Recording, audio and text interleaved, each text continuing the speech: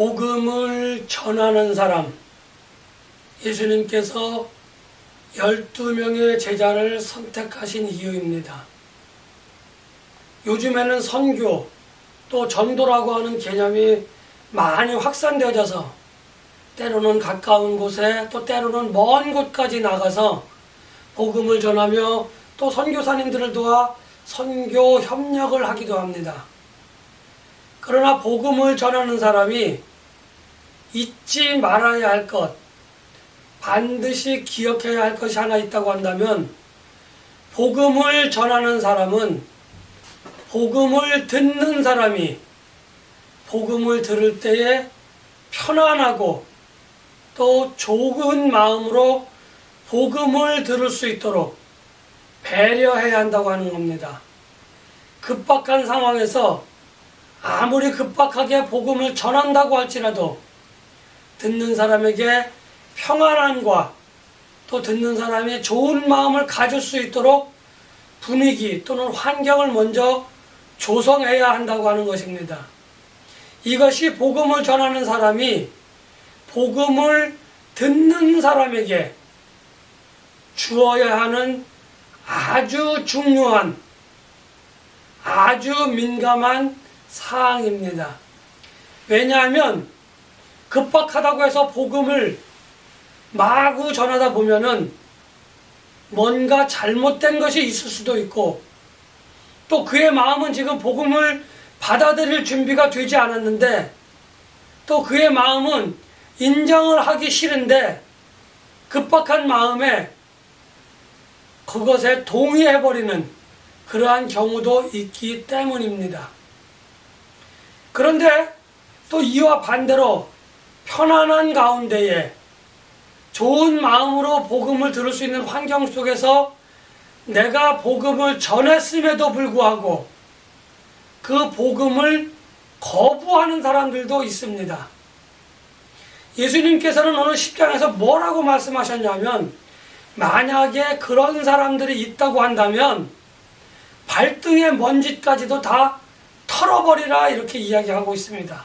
그 마을을 떠날 때에, 그 집을 떠날 때에 그 사람 집에서 묻었던 먼지까지도 다 털어내라 라고 이야기하고 계신데, 우리는 이 말을 자칫 오해하기 쉽습니다. 예수님께서 이렇게 말씀하신 이유는 복음을 전한 사람과 복음을 들은 사람이 내가 전한 복음을 거부했어?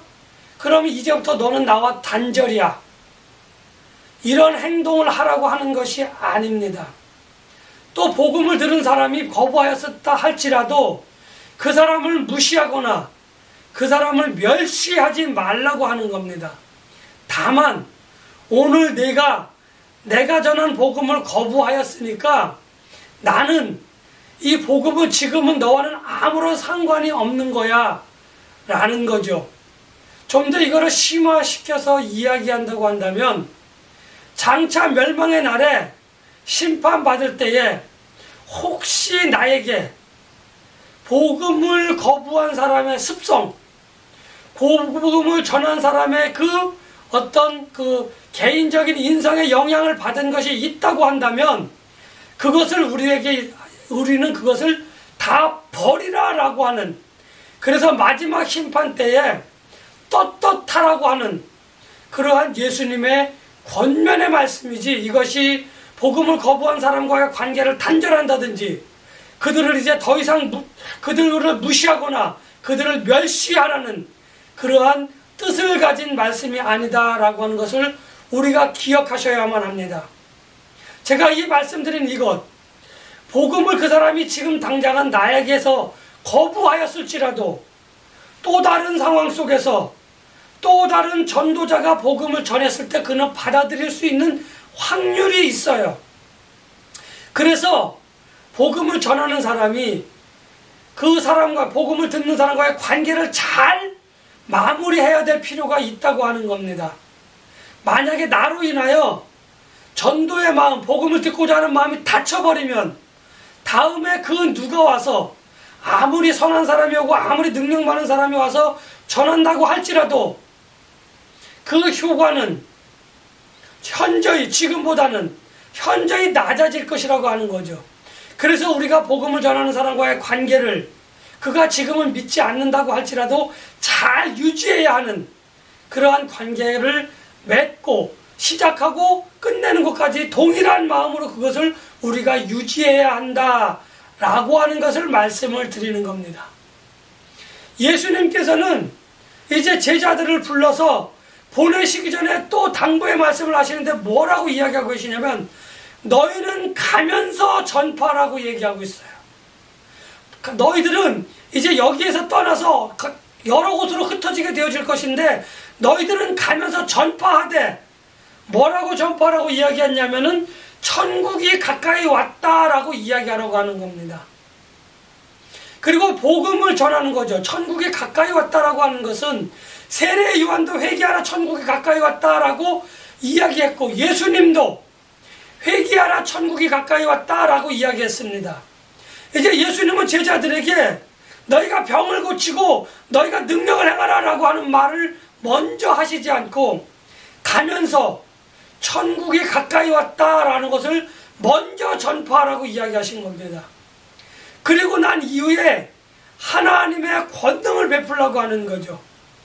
하나님의 권능을 베푸는데 이 권능의 내용이 뭐냐면 병을 고치고 죽은 자를 살리며 나병 환자를 깨끗하게 하고 귀신을 내쫓으라 이야기하는 겁니다. 이러한 일들, 병을 고치고 나병 환자를 치유하고 귀신을 내쫓고 하는 이러한 일들은 사람의 힘과 능력으로는 결단코 할 수 없는 일이라는 거죠. 이것은 하나님의 주권에 속한 일이고 우리가 하나님의 주권, 하나님의 권능을 위임받지 않으면 이 일을 행할 수 없다고 하는 겁니다.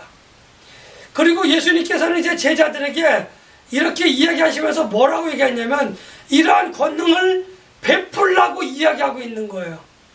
이러한 권능을 베풀면서 너희들이 복음의 전도자로서 가져야 할 마음 또 그 행동 규범을 제자들에게 하나씩 알려주셨다는 거죠.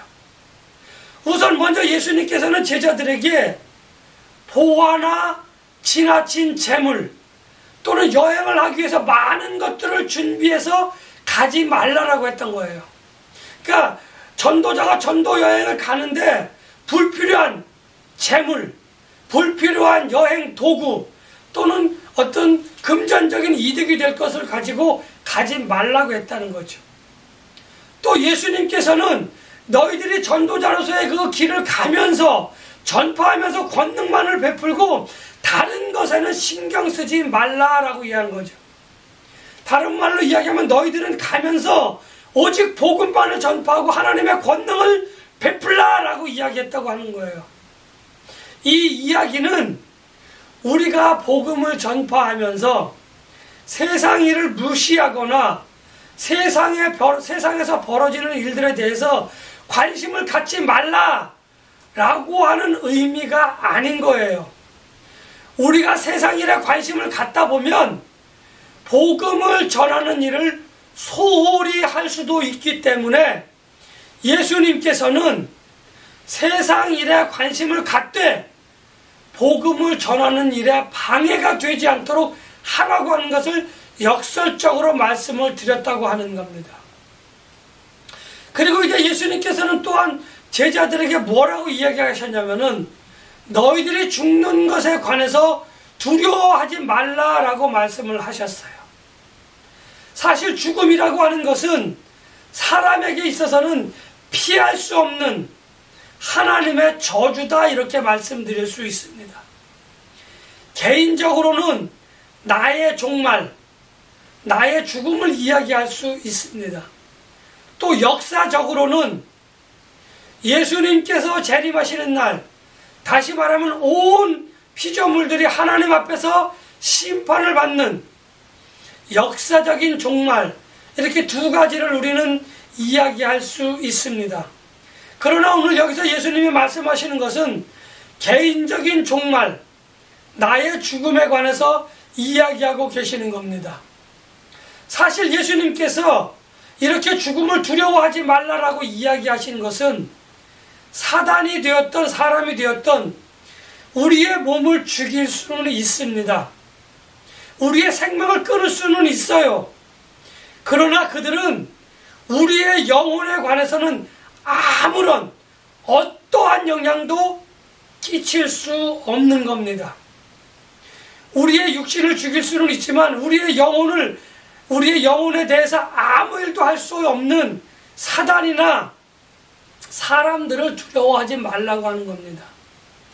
그러나 이 말씀의 이면에는 우리의 영과 우리의 육의 생사를 주관하고 계신 하나님은 기억하고 오직 한 분, 하나님 한 분만 두려워하라는 이야기인 겁니다. 다시 말하면 너희가 가면서 복음을 전하되 하나님의 복음 위에 다른 것을 전하지 말라고 하는 이야기인 거고요. 또 너희들이 생명의 위협을 받은다 할지라도 복음을 변질시키지 말라라는 겁니다. 복음을 왜곡하지 말라고 하는 이야기인 거죠.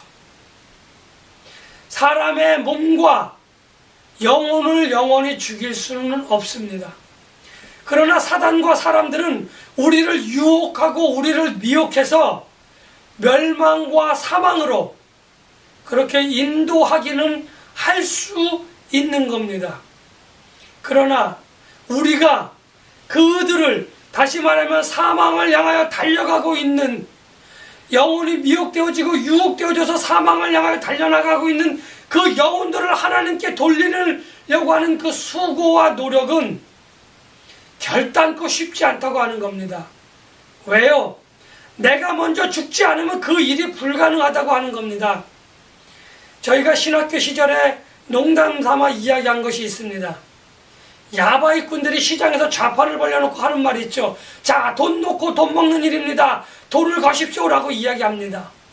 그것에 빗대서 우리는 자, 예수님의 피 놓고 생명을 구하는 일입니다. 생명을 놓고 생명을 구하십시오라고 빗대어서 이야기하기도 합니다. 우리가 먼저 죽지 않으면 우리는 멸망을 향하여 달려가는 그 사람들을 그곳에서 생명으로 돌이킬 수 없다고 하는 겁니다. 그 죽음은 나의 모든 것을 내려놓는 첫 번째 죽음, 십자가에서 예수님과 함께 죽지 않으면 불가능하다고 하는 겁니다.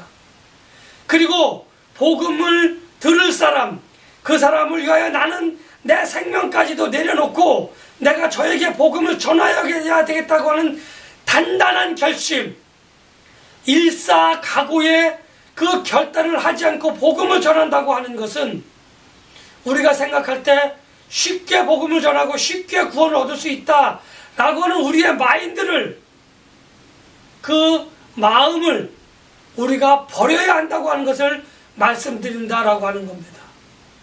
나는 죽었습니다. 예수님과 함께 십자가에 죽었습니다. 그런데 하나님께서 예수님을 무덤에서 살리셨던 것 같이 하나님이 십자가에서 죽으신 나를 믿음으로 말미암아 의롭다라고 인정해 주시고 나를 그 죽음에서 살리시는 하나님의 은혜를 잊지 아니하고는 우리가 영혼을 구하는 일을, 멸망과 사망에서 그 영혼을 돌이키는 일을 우리는 너무 쉽게 생각한다고 하는 겁니다. 우리의 일사각오, 그 정신이 없으면, 그러한 결단이 없으면 그것은 불가능하다라고 이야기하는 겁니다. 저는 어떨까요? 그러한 일사각오의 정신을 가지고 있는 걸까요? 또 여러분들은 어떠십니까? 일사각오의 정신을 가지고 복음을 전하고 있습니까? 그냥 나만 좋으면 좋으니까 내 방식대로 나의 생각과 나의 말을 가지고 나의 어떤 그동안의 생활 모든 것들을 가지고 그렇게 복음을 전하고 있지는 않은지 한번 생각해 보아야 합니다. 나의 생각하는 것과 말하는 것과 행동이 예수님이 내게 보여주셨던 것, 내게 가르쳐 주셨던 그것과는 아무런 상관없는 삶을 살면서 복음을 전한다? 이것은 어불성설이라 저는 그렇게 생각을 합니다. 내 안에 있는 믿음을 상대방이 인정할 수 있도록 먼저 보여줘야 하는 것이 우리가 믿음 생활을 해야 하는 그 중요한 이유인 겁니다. 말로는 필요 없어요. 내 생각이, 내 행동이 그것을 받쳐주지 않으면 그것이 힘들다라고 하는 것을 말씀을 드리는 겁니다. 그래서 복음과 함께 복음 안에 내 자신이 먼저 녹아지고 없어져야 한다고 하는 것을 말씀을 드리는 겁니다. 예수님께서는 제자들에게 천국이 가까이 왔다라고 가면서 전파하라고 했습니다. 이것은 분명하게 천국 메시지, 구원의 첫 번째 메시지라고 하는 것을 우리는 분명하게 기억해야만 합니다. 하나님의 나라는 지금도, 그때도, 예수님께서 외치시던 그때도, 세례 요한이 외치던 그때도, 제자들이 외치던 그때도, 그때에서부터 지금까지 늘 우리 옆에 항상 가까이 있는데, 우리는 하나님의 나라가 어떠한 상황인 건지, 어떠한 모습인지 잘 알지를 못해요. 그래서 하나님의 나라를 잘 제대로 전하지 못한다고 하는 한계를 가지고 있습니다. 그럴 때에 하나님의 나라는 이런 것이다 라고 우리가 보여줄 수 있는 것이 바로 오늘 본문에서 말씀하신 하나님의 권능을 베풀어서 하나님의 나라가 이렇다라고 하는 것을 우리는 전해야만 합니다. 천국을 전파한다고 하는 것은 하나님의 아들이신, 또 하나님이신 예수님의 성육신을 인정하고, 또 예수님이 구원자라고 하는 것을 인정하고 믿음으로 받아들일 때에 그 구원이 시작된다고 한다면, 하나님의 나라를 보여주는 것은 우리가 기쁘고 즐겁게 사는 그것이기도 하지만, 내 입장에서 전하는 것이 아니라 복음을 듣는 사람이 병들어하고 가난하고 또 억눌려 있는 자들이라고 한다면, 하나님의 권능을 통하여 병을 고쳐주고 가난한 것을 부하게 해서 하나님의 나라는 이런 것이다 라고 하는 것을 보여주어야만 하는 겁니다. 눈물도 없는 것, 슬픔도 없는 곳, 또 사자들이 어린 양과 함께 뒹굴며 풀을 뜯는 그곳, 그것이 바로 하나님의 나라다라고 하는 것을 하나님의 권능을 통하여 복음을 듣는 자들이 그것을 바로 볼 수 있도록 하나님의 권능을 행하여야지, 무조건 외칠지어다 나을지어다 라고 외친다고 해서 그것이 이루어지지는 않는다고 하는 겁니다. 하나님의 나라에 대한 간절한 소망, 내가 하나님 나라에 동참하겠다고 하는 그 간절한 소망이 있을 때에 그것이 의심스러운 사람에게 하나님의 나라는 이러한 것이다 라고 보여주는 것이 하나님의 권능을 베풀고 선포하며 사람들을 하나님의 나라로 불러들이는 겁니다. 복음을 듣고 구원받은 자들이 하나님의 나라가 어떤 것인지 많이 의심이 된다고 할 때에 바로 오늘 병든 것을 고치고 가난한 것을 부하게 하며 억눌린 자를 그곳에서 해방시켜주는 그런 것이 바로 하나님의 나라라는 거죠. 그러한 사람들이 모여있는 곳이 하나님의 나라라고 하는 겁니다. 그래서 하나님의 권능은 하나님의 나라의 모델을 보여주는 아주 중요한 하나님의 주권적인 역사다라고 하는 것을 우리가 기억해야만 합니다. 하나님의 나라에 관해서는 황금길, 또 많은 보화가 있는 곳이다 라고 이야기하기 전에 이 세상 사람들에게는 하나님의 평강이 필요하다고 하는 겁니다. 하나님의 평강이 필요하다고 하는 것은 하나님 나라에 있는 그 먼 곳에 있는 뜬구름 잡는 같은 그러한 하나님의 평안이 아니라 지금 이 땅 위에도 하나님의 평안이 있어야만 믿음이 불안한 사람들, 또 그것에 대한 믿음이 흔들리는 사람들에게는 확실한 증거를 보여줄 수 있다고 하는 겁니다. 그들에게 하나님 나라의 평안을 보여주고 하나님 나라의 평안을 그들이 갖게끔 해주는 것이 하나님의 권능을 선포하고 하나님의 권능이 가진 주된 사역의 원리다라고 이야기하는 겁니다. 하나님의 나라의 권능은 저 먼 하늘에 있는 것이라 오늘 이 땅 위에, 지금 이 땅 위에 당신에게 임한다라고 하는 것을 보여주는 것이 우리가 하나님의 권능을 행하고 베푸는 일이다라고 하는 것을 말씀을 드리고자 합니다. 이제 우리는 이렇게 가면서 복음을 전파하고 하나님의 권능을 행할 때에 우리는 아무런 대가를 바라지 말아야 할 것입니다.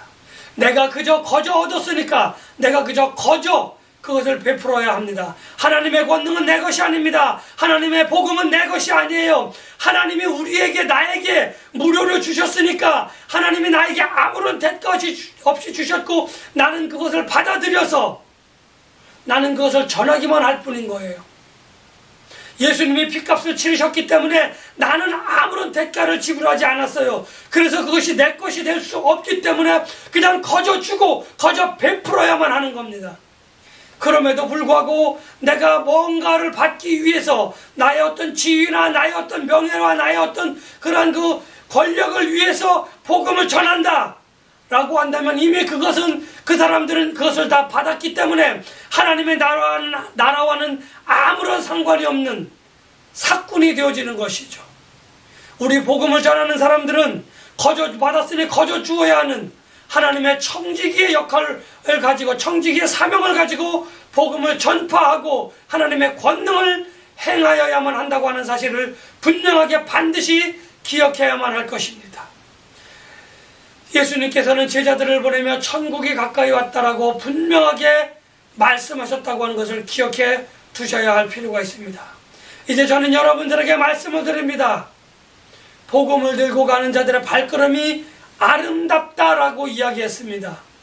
가면서 복음을 전파하고 하나님의 권능을 나타내는 제가 하나님의 권능을 나타내는 여러분들이 반드시 되셔야만 할 것입니다. 복음을 전하는 아름다운 발걸음을 가지고 하나님의 권능으로 온 땅에 평안을 선포하시는 여러분들과 제가 되시기를 예수님의 이름으로 간절히 축복하며 기원합니다.